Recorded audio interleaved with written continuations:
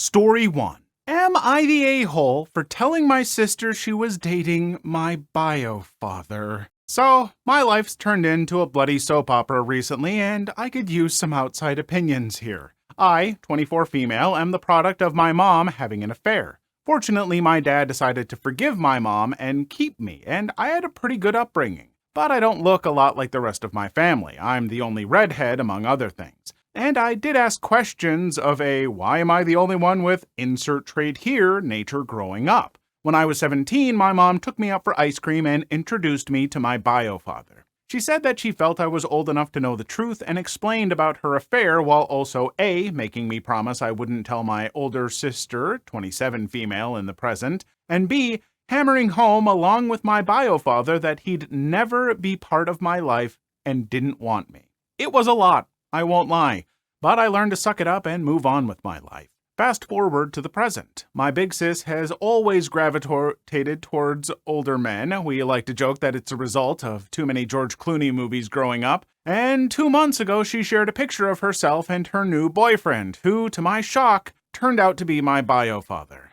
I debated what to do for a couple of days, then ultimately decided she needed the truth and told her. My sister did not take it well and dumped him, but she wasn't angry with me. Honestly, by now she's kind of amused and says that since she banged my dad, she's my mom and has the extra power to boss me around now. My mom, on the other hand, is furious. She says I divulged something that wasn't my secret to share and that I had no business telling anyone. Since my bio-father isn't related to my sister, it didn't matter if he dated my sister, and it wasn't like they were talking about marriage anyway. It's been 2 months and she's still angry, still snide, calls me a traitor, and finds excuses to make loud comments about how I can't be trusted with anything private or important, so beware. At the time, I thought I was doing the right thing, but I've never seen my mom this angry before, and she sustained that anger for 2 solid months, so I'm starting to worry. Did I do something crappy? Am I the a-hole? You are not the a-hole. Your mom is being unreasonable.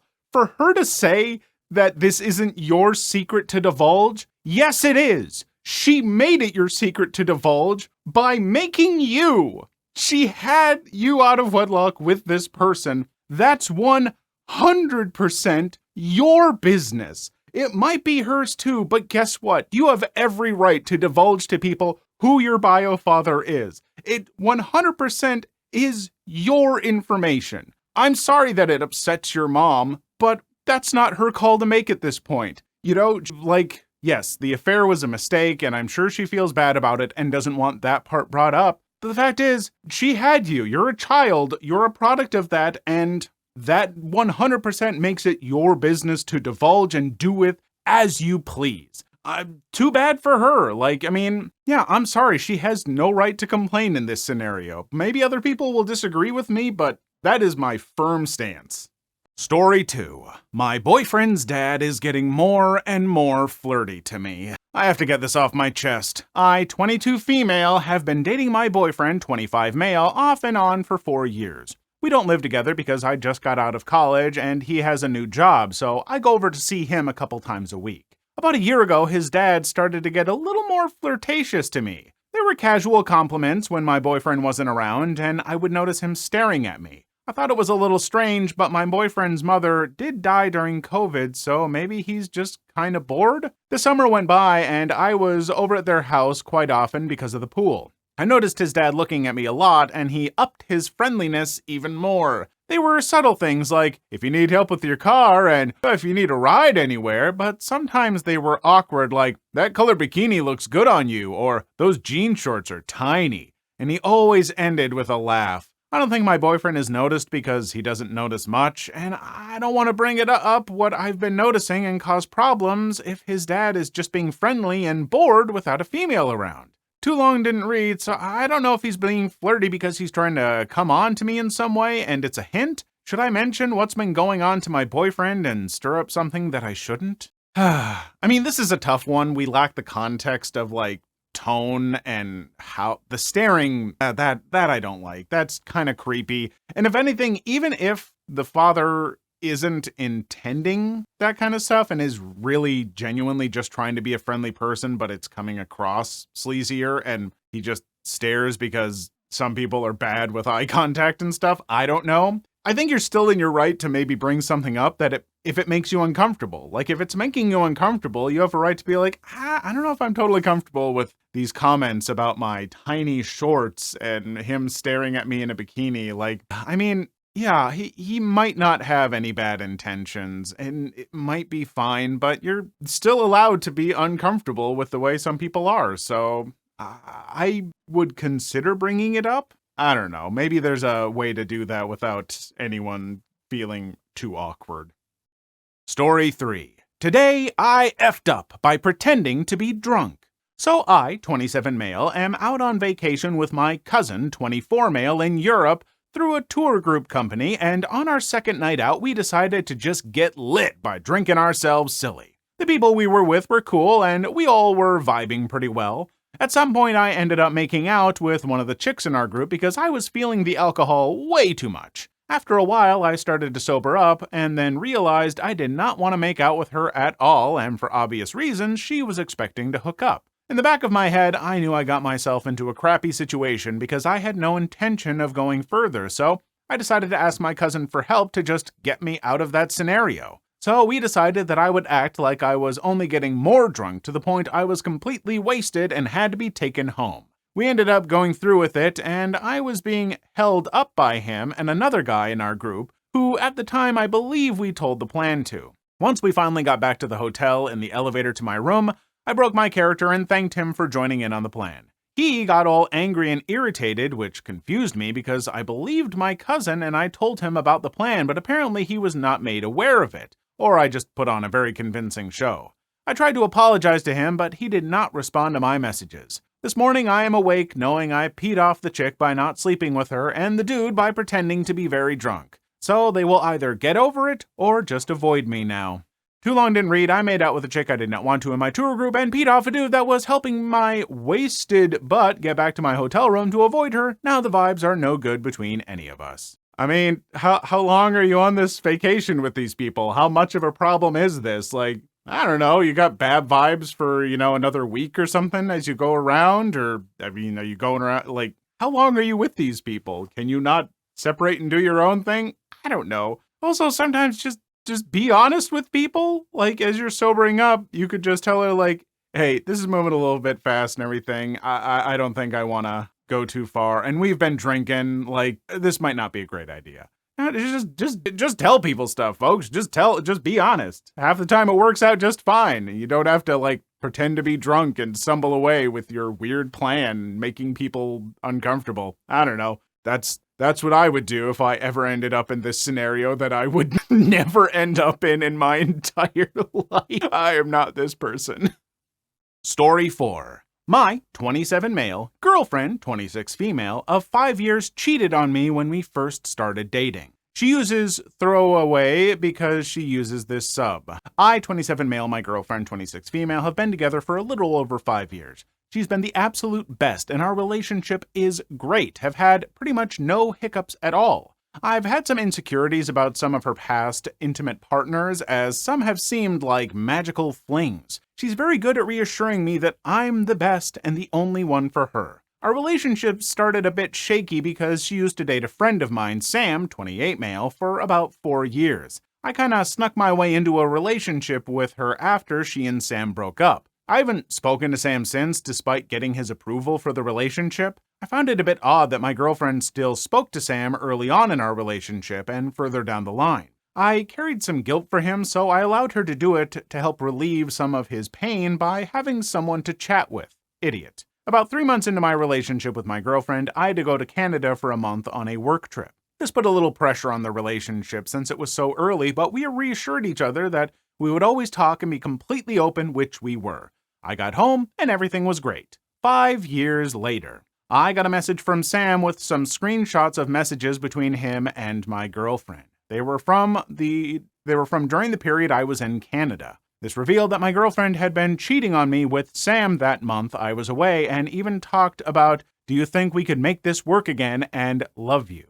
There were lines where my girlfriend had stated the exact opposite of things she had reassured me of in the past. I didn't believe it at first, but confronted my girlfriend and she said they were real. She said that at the time she finally felt wanted by him and that she was so confused at the time that it just happened. She claims they had intercourse twice. I checked her messages with me during that period and she was so sweet saying I love you and all. Then look at Sam's messages where she's blatantly doing the same to him. She put major pressure on me to not jerk off and to wait for her, and I thought she was doing the same as an idiot. Instead, she was getting piped by Sam.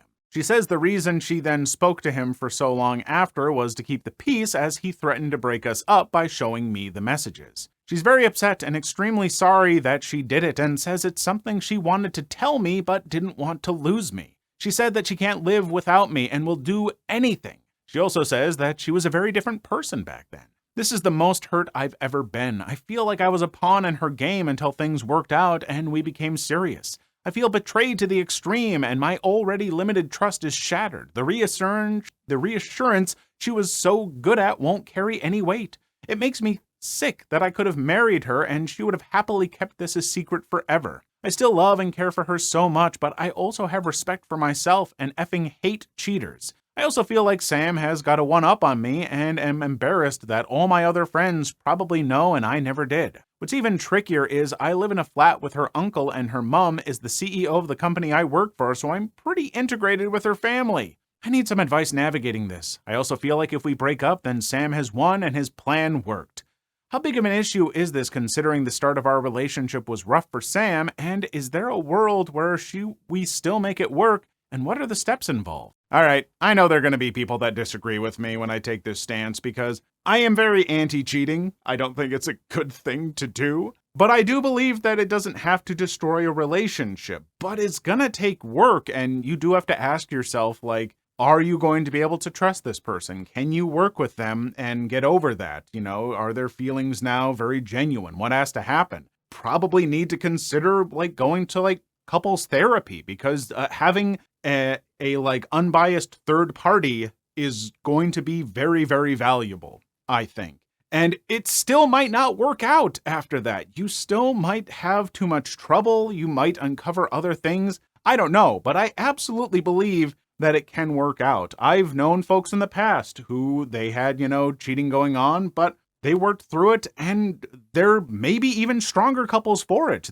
They're more open and honest with each other at this point and realize the mistakes they've made. So it can, but you both have to be willing to put in that work and it may or may not work out. Who's to say? But I think it can. It's rough. Cheating is not a great thing, but I don't think it's necessarily unforgivable. And given the circumstances, early in a relationship, she's unsure, it's an old relationship, maybe. I think it could work out. I would love if anyone can find if there's follow-ups to this. I'd love to hear what happened. Story 5. Bad roommate leaves clothes hanging in shower to dry, so I'm keeping them wet. Backstory/vent about bad roommate. Skip a couple of paragraphs to hear about the shower. My 22 female roommate is probably around 10 years older than me, a single mother. Her kid, 8 female, is delightful, calls me her BFF, draws me pictures, etc. But the roommate herself isn't a great person.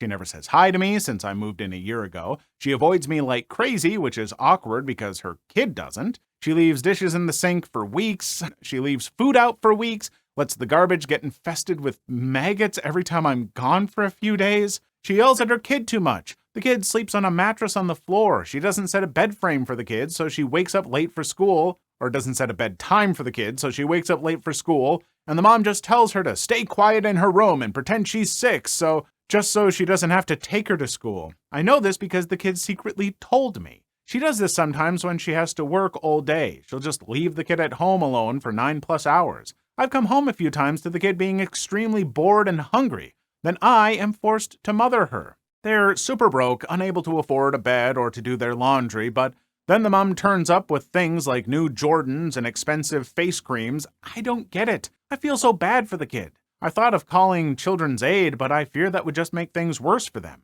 Issue of the shower. We share a washroom, all 4 people living on the floor. She hand washes her laundry, taking up the washroom for up to an hour at a time. Then, most frustratingly, she leaves all her clothes hanging from the shower rod to dry. Like her dishes, she'll leave her clothes there for weeks. And she's told me, oh, just move the clothes when you need to shower.